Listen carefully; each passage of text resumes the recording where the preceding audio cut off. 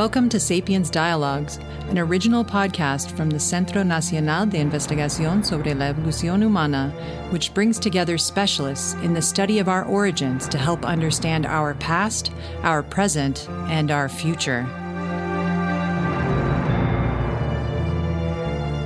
Episode 9, Shedding Light on Human Skin.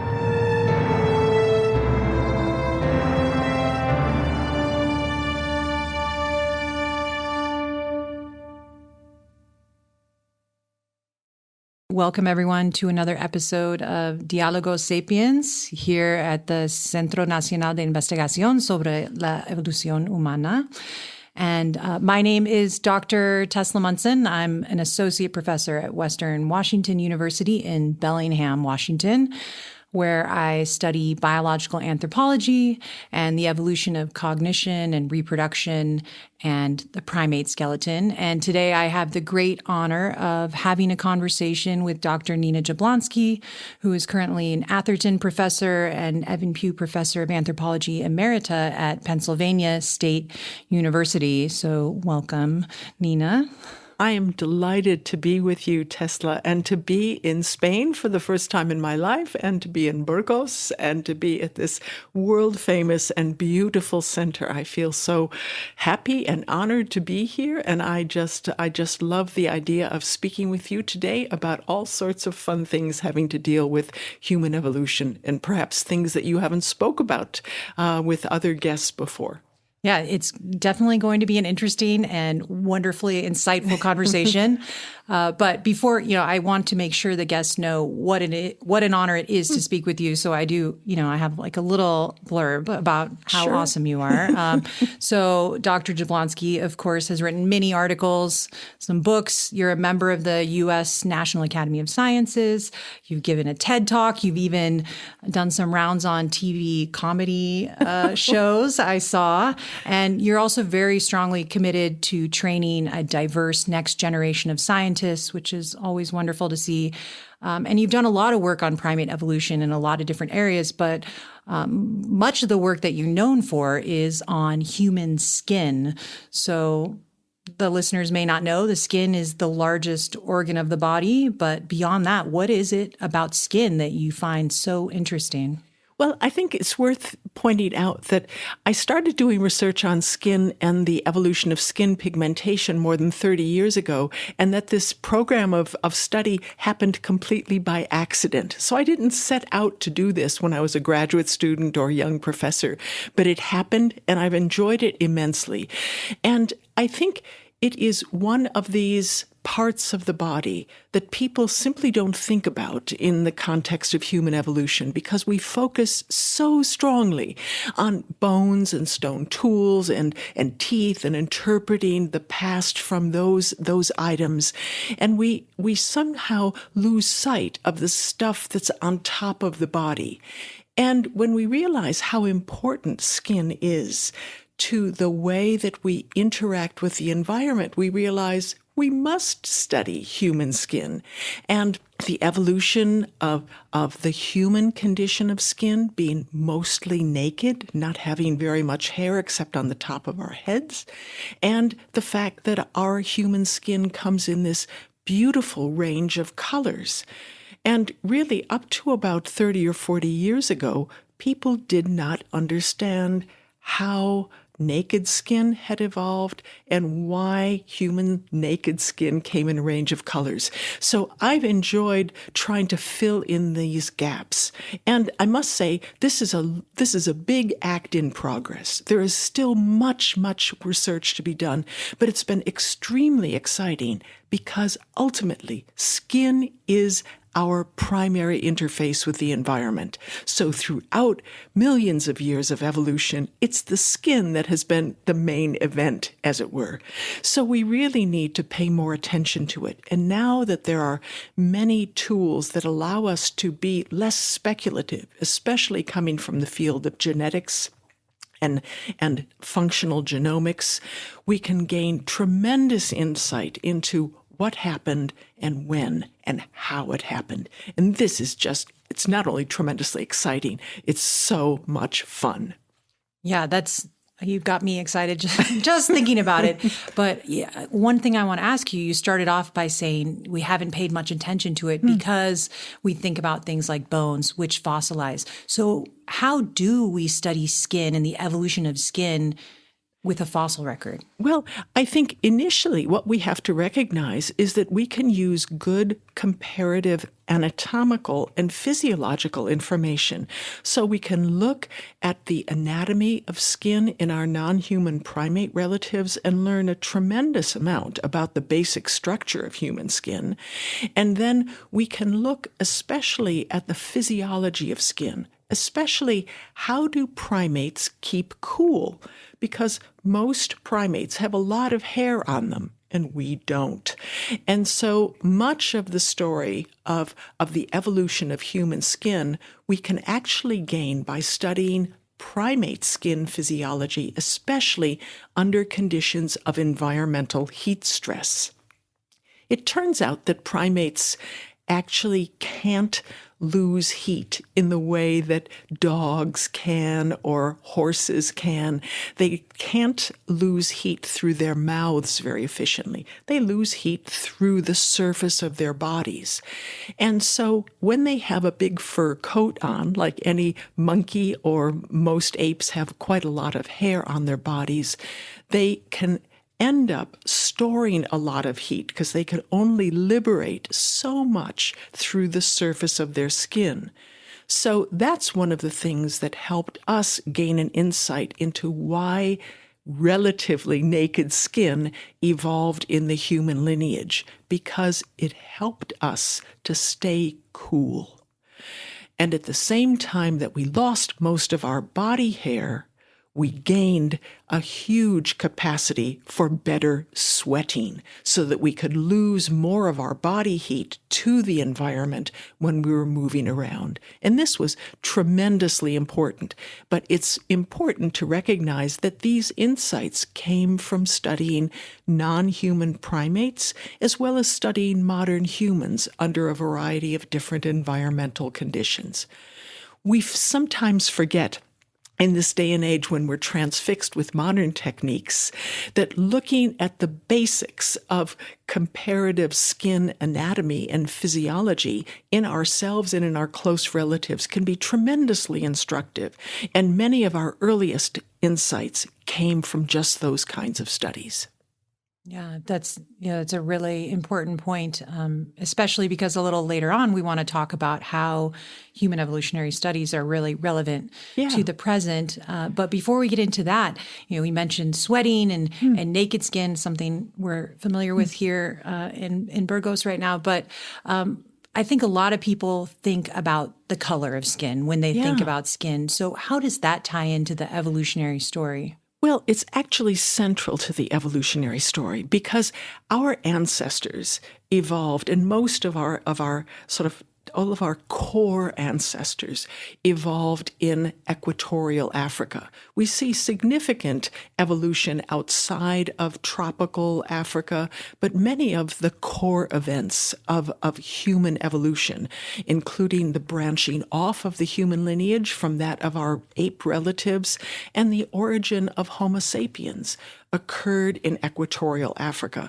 under conditions of intense solar radiation. So you can imagine it was hot, but also solar radiation contains a lot of ultraviolet radiation. So our ancestors were subjected to very high levels and almost invariant levels of high ultraviolet radiation, much of which is damaging to any vertebrate body and certainly to a primate.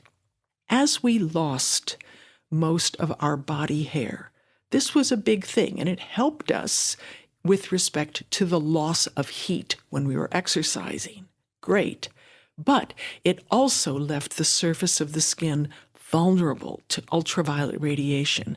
And so nature has a good toolkit for compensating for these things. And one of the nearly universal molecules that is used to protect all vertebrates, including lots and lots of primates, lots of mammals, birds, reptiles, and us, is the pigment called melanin, or more properly, eumelanin, a very dark brown, almost black polymer that can absorb ultraviolet radiation, almost like a physical sponge.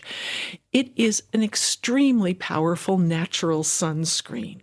And so we hypothesize, and there is good genetic evidence to back this up, that at the time that we lost most of our body hair, we gained at the same time permanent dark pigmentation imparted by eumelanin pigment. This is something that primates can produce in their skin when the naked skin is subjected to ultraviolet radiation. But we made a significant switch in having it installed in our genome, the capacity for making this early in our lives so that we could be protected from the most harmful portions of ultraviolet radiation.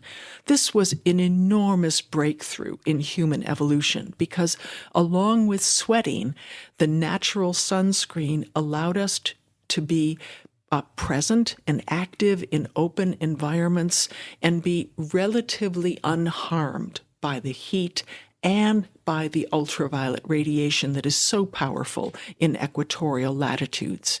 So that's sort of the beginning. We have our legacy in early Homo and Homo sapiens evolution of dark pigmentation. And basically, what happens after that is an interesting set of occurrences, genetic changes that occur as some populations move out of equatorial Africa to the extremes of the African continent, where ultraviolet radiation isn't as strong, and then elsewhere in the Old World, into South Asia, Southeast Asia, and eventually Eastern Asia and Western Europe. So all of a sudden, we see these darkly pigmented individuals who are, some of whom are making their way to look for food in new parts of Africa and also in other parts of the Afro-Arabian Peninsula and beyond. And what they find there, of course, is food, and they're living very happily, we hope. But also, the ultraviolet radiation conditions in the sun are very different. We think that ultraviolet radiation, in fact, we know that it is mostly harmful to primate bodies and human bodies. But it does one really important thing, which is to bring about the production of vitamin D in the skin. And vitamin D is something that we need for all aspects of normal life. All organs in the body depend on vitamin D for their normal functioning, most especially the skeleton, the muscles, and the teeth. Without vitamin D and its ability to bind calcium, we would be little puddles of muck on the landscape. So we need vitamin D. And in order to make vitamin D in the skin, we have to allow a little bit of ultraviolet B radiation into the skin in order to begin that process. So, to make a long story short, we actively lost some of our pigmentation as populations dispersed outside of the tropics. We see in people living in southernmost Africa, they have lost some of the capacity to make this dark brown melanin pigment, and they are not as darkly pigmented as people living at the equator. And similarly, we see people in South and Southeast Asia, and certainly in Northern Asia and Northwestern Europe, who independently lose the ability, they genetically lose the ability to make this pigment so that they can make more vitamin D under the ultraviolet conditions where they are living. And in some cases, especially when hominins, ancient hominins and early members of Homo sapiens make it to very high latitudes, 35, 40, 50 degrees latitude, they have become mostly depigmented by the time that humans are about 10,000 or 12,000 years ago. So this is fascinating that we have a process of making pigment in the body that is tightly genetically controlled, but it's controlled by many, many genes that can be turned on and turned off by natural selection as conditions necessitate. This is a very simple outline, but basically we get a range of skin colors because it's important to maintain a good level of sunscreen and have enough vitamin D production going on in the skin that you can stay healthy. And so there's a constant sort of fine-tuning, as it were, of the pigmentation production apparatus as hominins disperse into different biomes. Yeah. So, I mean, obviously the skin is really important for a lot of reasons. We've talked about sweating. We've talked about, pigmentation in terms of protecting us from UV radiation, and also what happens when you don't get enough UV radiation, this impact on vitamin D production. And we worked on a paper together that came out in 2018, thinking about just that UV radiation and vitamin D and how we can use the past to understand more about modern variation today. So I think that really connects us really well into this idea of now. So, listeners, if you didn't know, there's a new book out this year called Humans: Perspectives on Our Evolution from World Experts. It was edited by Sergio Almesia, and it just came out this year. And you authored a section in the now part of the book, because your work is obviously very important for understanding humans today. Now, in a different section of the book, Professor Richard Klein, who's a professor of anthropology and biology at Stanford University in California in the United States, his section was in Becoming Human, and he had this quote in there that, I think will generate some conversation. So he wrote that, quote, "I don't think human evolutionary studies have significant practical implications, present or future. They're worthwhile for the same reason that a good play is. Some people enjoy plays and some don't, but almost no one thinks they can help solve present-day social, economic, or health problems." So since you're in the now section and we're talking about the past and we're talking about now, what do you think about this statement? Thanks, Tesla. With all due respect to my colleague, Professor Klein, I beg to differ with him. And again, if we just talk about the biology of skin, and especially the biology of skin pigmentation, we see immediate relevance of the evolutionary process to modern human biology and health. Because, for instance, today, most people live in cities. Most people have lost their relationship to sunlight. We are sitting in a beautiful room under fluorescent lights in the middle of sunny Spain. And many people in this city and many people throughout the world are sitting similarly under these conditions with no relationship, no physical relationship to the sun. It is hardly surprising when we have lost this relationship in just the last few decades with so much indoor life that many of us are vitamin D deficient. And so we have to figure out ways to compensate because we have lost this evolutionary connection. And our studies in human evolutionary biology tell us that we have lost this connection with the sun and that it's going to have detrimental consequences. And the consequences are even more serious. If you have a lot of natural sunscreen in your skin and you live at high latitude so that when you go outside for a short period of time, your natural sunscreen is going to prevent you from making vitamin D in your skin.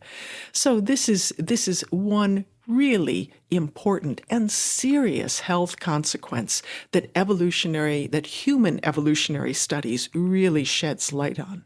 And similarly, when people with very lightly pigmented skin, whose ancestors evolved under very low levels of ultraviolet radiation, when they go on vacation to Spain, how common is this? Everyone goes on vacation to Spain. What happens to them?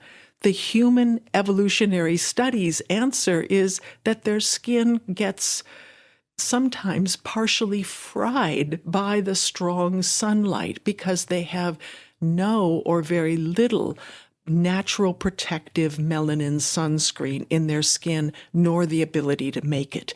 Therefore, their skin is much more strongly damaged, and they can be affected physiologically in a variety of ways and be much more likely to develop skin cancer after subsequent exposures.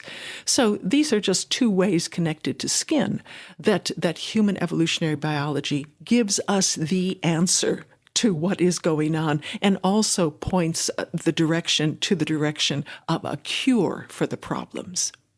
Yeah, I think that's a really good point. And I'm glad you tied it into skin. Obviously that's your area of expertise, and those are excellent examples. And just to summarize, thinking about that and how I've been thinking about it, a lot of medicine today is about curing things, right? And that makes a lot of sense. But I think it's through human evolutionary studies that we understand some of these causes, like you're saying, why is this happening? And not just that, but also why it's affecting different populations in different ways. And so these are really critical things that we get from human evolutionary studies. And if we want to think about the future and the future of our species, I think that human evolutionary studies are going to help, as you said, shed light on those things. Can you think of any ways that skin might change in the future, or what is the future of skin going to look like? Well, there are a few things that are really exciting to think about. Firstly, we're all going to have to deal with the consequences of global climatic instability. And this is in many places going to mean greater fluctuations of temperature and a lot more sweating. So people are going to have to get used to sweating, but also people will have to get used to being overheated and being attentive to being overheated. And this is something that's very serious, especially for people who are older or slightly overweight. And the other thing that will be exciting, and it's not so much that it's sort of important to health, but it's certainly important to people, is that people are going to continue to decorate themselves.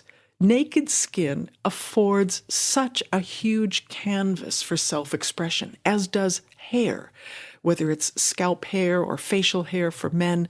So people are going to continue to do incredibly creative things with their body surface by way of not only body paints and tattoos, which are familiar for thousands of years, but probably new temporary kinds of implantable decorations or decorations that change over time. We see now, just in the last 10 years, these incredible changes of hairstyle and hair color that have come out. So people are going to continue to use their bodies, this beautiful integument that is part of our human condition, to communicate themselves, their individual natures to the world. And although we think that this is frivolous, it's not. It's self-communication is part of the self-actualization of people, to feel fulfilled as a human being for many individuals. And so I think it's important that we give it full airtime, as it were, and really pay attention to what people are doing in communicating with their skin and hair. Yeah, it's wonderful. Well, as we sort of finish up our conversation today, whenever I talk to someone, I like to give them just one last moment to leave us with anything. So is there anything, if you could summarize our conversation, or anything you really want to leave the listeners with about skin or otherwise, what would it be? Tesla, it's such a wonderful thing for you to ask, because mostly people take their skin for granted, and they, they might think about, covering it up if they're going to the beach, or they might, covering themselves up if they're cold. But mostly I would ask listeners to not take their skin for granted. Human skin is an incredibly dynamic, important organ. Its basic properties are fascinating. The fact that it can sweat to keep you cool and to keep you comfortable. The fact that you can decorate your skin in various ways, even if you choose not to. And the fact that human skin comes in a range of colors that are originally perfectly adapted to the environmental circumstances in which we find ourselves. I think this is fantastic. Appreciate your skin for what it is and what it looks like today, and just love it. Thank you so much. My name is Tesla Monson. I've been talking with Dr. Nina Jablonski today here at Diálogos Sapiens. And yes, thank you from everyone here at Thenier and from all the listeners around the world. Thank you. I've so enjoyed our conversation.